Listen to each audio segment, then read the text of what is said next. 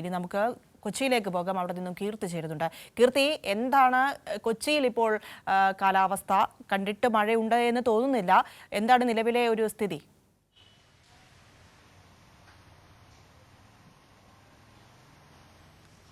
പ്രിയ, ഇന്നലെ ഉച്ച കഴിഞ്ഞൊരു മൂടിക്കെട്ടിയ കാലാവസ്ഥയായിരുന്നു എറണാകുളം ജില്ലയിൽ ഉണ്ടായിരുന്നത്. അതിശക്തമായ കാറ്റ്, മഴയേക്കാൾ ഉപരി അതിശക്തമായ കാറ്റായിരുന്നു ജില്ലയിലാകെ തന്നെ ഉണ്ടായിരുന്നത്. എന്നാലും ഇപ്പോൾ നേരിയ തോതിൽ മഴ തുടരുന്നുണ്ട്. കഴിഞ്ഞ രാത്രിയിലും മഴ ഉണ്ടായിരുന്നു.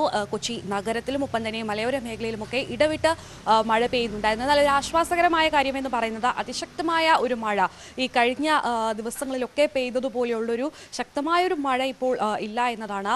തുടർച്ചയായി മഴ പെയ്യുന്നുണ്ട്. നേരിയ തോതിലുള്ള മഴയാണ് ഇന്നലെ ഉച്ച മുതൽ പെയ്യുന്നത്. എന്നാൽ ശക്തമായ കാറ്റ്, ഇതാണ് കൂടുതൽ ആശങ്കപ്പെടുത്തുന്നത്. അതിശക്തമായ കാറ്റ്, മരം വീഴാനൊക്കെയുള്ള ഒരു സാധ്യത ഒക്കെ തന്നെ കാണുന്നുണ്ട്. അതുകൊണ്ട് ജാഗ്രതാ നിർദ്ദേശമൊക്കെ തന്നെ പുറപ്പെടുവിച്ചിട്ടുണ്ട്. ഇനിയൊരു അതിശക്തമായ മഴയുണ്ടായാൽ അതിനെ നേരിടാൻ ജില്ലാ ഭരണകൂടം സജ്ജമാണ്. നമുക്കറിയാം, ഇതിനു മുൻപ് മഴ പെയ്തപ്പോൾ കൊച്ചി നഗരത്തിൽ രൂക്ഷമായ വെള്ളക്കെട്ട് അനുഭവപ്പെട്ടിരുന്നു.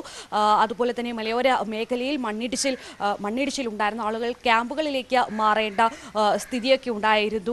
ഒപ്പം തന്നെ ഈ ഇടവനക്കാട്, കണ്ണുമാലി പ്രദേശങ്ങളിൽ, തീരദേശ പ്രദേശങ്ങളിലൊക്കെ തന്നെ ഈ കടൽക്കയറ്റം, കടൽക്ഷോഭിക്കുകയും അതുപോലെ തന്നെ വെള്ളം കയറുന്ന സ്ഥിതിയൊക്കെ ഉണ്ടായിരുന്നു. എന്നാൽ ഇനി ഒരു ശക്തമായ മഴയുണ്ടായാൽ അതിനെ നേരിടാൻ ജില്ലാ ഭരണകൂടം സജ്ജമാണെന്നാണ് അറിയിച്ചിരിക്കുന്നത്. എല്ലാവിധ ജാഗ്രതാ നിർദ്ദേശങ്ങളും പുറപ്പെടുവിച്ചിട്ടുണ്ട്. നഗരപ്രദേശങ്ങളിലേക്ക് വരികയാണെങ്കിൽ നേരത്തെ സൂചിപ്പിച്ചതുപോലെ രൂക്ഷമായ വെള്ളക്കെട്ടായിരുന്നു ഉണ്ടായിരുന്നത്. എന്നാൽ ഈ മെട്രോയുടെ പണി നടക്കുന്നത് മൂലം, ഒപ്പം തന്നെ ഈ മുല്ലശ്ശേരി കനാലിന്റെ നവീകരണം പൂർത്തിയായി വരുന്നതേ ഉള്ളൂ. ഇതൊക്കെ കൊണ്ടാണ് കൂടുതൽ ഒരു വെള്ളക്കെട്ട് രൂക്ഷമായി തന്നെ അനുഭവപ്പെടുന്നത്. ഈ ഇടപ്പള്ളി തോടിന്റെ ശുചീകരണമൊക്കെ തന്നെ പൂർത്തീകരിച്ചിട്ടുണ്ട്. അതുകൊണ്ട് ഒരു പരിധിവരെ നഗരപ്രദേശങ്ങളിലെ വെള്ളക്കെട്ടിന് പരിഹാരമാകുമെന്ന് തന്നെയാണ് കരുതുന്നത്. ഇനി മലയോര മേഖലയിലേക്ക് പോവുകയാണെങ്കിൽ മണ്ണിടിച്ചിൽ രൂക്ഷമാകാനുള്ള പ്രദേശമാണ് ഈ കാക്കനാട്, പെരുമ്പാവൂർ, കോതമംഗലം പോലെയുള്ള പ്രദേശങ്ങൾ. ഇവിടെയൊക്കെ തന്നെ ജാഗ്രതാ നിർദ്ദേശം നൽകിയിട്ടുണ്ട്. ഏതെങ്കിലും തരത്തിൽ ഒരു അതിശക്തമായ മഴയോ കാറ്റോ ഒക്കെ ഉണ്ടാവുകയാണെങ്കിൽ ക്യാമ്പുകൾ ആരംഭിക്കാനും ക്യാമ്പുകളിലേക്ക് ഇവരെ മാറ്റാനുമാണ് തീരുമാനിച്ചിരിക്കുന്നത്. എന്തായാലും ഇപ്പോൾ ഒരു ശക്തമായൊരു മഴയൊന്നും തന്നെ പെയ്യുന്നില്ല. ഇനി വരും മണിക്കൂറുകളിൽ എന്തായിരിക്കും സ്ഥിതിയെന്നും നമുക്ക് പറയാൻ സാധിക്കുകയില്ല. മറ്റൊന്ന് ഇനി തീരദേശ പ്രദേശങ്ങളിലാണ്. തീരദേശ പ്രദേശങ്ങൾ അതായത് ചെല്ലാനം, കണ്ണമാലി, അതുപോലെ തന്നെ ഈ വൈപ്പിൻ മേഖലകളിൽ, ഈ വൈപ്പിൻ ഇടവനക്കാട് നമ്മൾ കണ്ടതാണ്, സമരം കണ്ടതാണ്. ഈ കടൽഭിത്തി തകർന്നത് മൂലം അവിടുത്തെ വീടുകളിൽ ഒരു ശക്തമായ മഴ പെയ്താലോ കടൽക്ഷോഭം ഉണ്ടാകുമ്പോഴോ വീടുകളിൽ വെള്ളം കയറുന്ന ഒരു സ്ഥിതി. അതുപോലെ തന്നെ കണ്ണുമാലിയിലും ഇത്തരം സ്ഥിതി ഈ കഴിഞ്ഞ ദിവസങ്ങളിലൊക്കെ ഉണ്ടായതാണ്. വലിയൊരു പ്രതിഷേധം തന്നെയായിരുന്നു അവിടുത്തെ നാട്ടുകാരുടെ ഭാഗത്തു നിന്നും ഉണ്ടായിരുന്നത്. അവിടുത്തെ കടൽഭിത്തി പുനർനിർമ്മിക്കണമെന്നും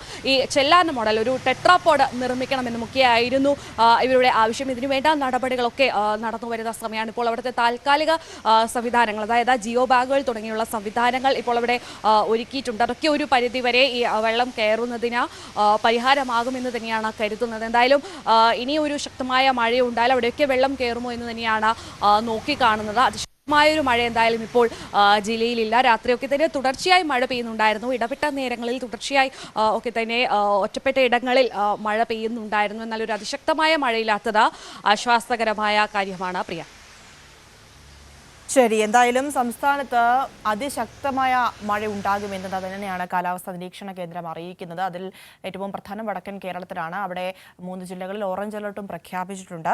വിവിധ ജില്ലകളിൽ ഇപ്പോഴും മഴയുള്ള ഒരു സാഹചര്യം കൂടിയുണ്ട്. പക്ഷേ സാഹചര്യങ്ങളൊക്കെയും സുരക്ഷിതമാണ്, ആശങ്കപ്പെടേണ്ട കാര്യമില്ല. എല്ലാ രീതിയിലുമുള്ള തയ്യാറെടുപ്പുകളും മുന്നറിയിപ്പുകളും ഒക്കെ ജില്ലാ ഭരണകൂടം പുറപ്പെടുവിക്കുന്നുണ്ട്, എടുക്കുന്നുണ്ട്. അതനുസരിച്ച് കാര്യങ്ങൾ പോകുന്നുമുണ്ട്. ജനങ്ങൾ സുരക്ഷിതരായിരിക്കാനുള്ള എല്ലാ നടപടികളിലേക്കും കാര്യങ്ങൾ പോയിട്ടുണ്ട് എന്ന് തന്നെയാണ് വ്യക്തമാകുന്നത്. നമ്മളുടെ ജില്ലകളിൽ നിന്നും ഉള്ള പ്രതിനിധികളുടെ വിശദാംശങ്ങളാണ് കേട്ടത്.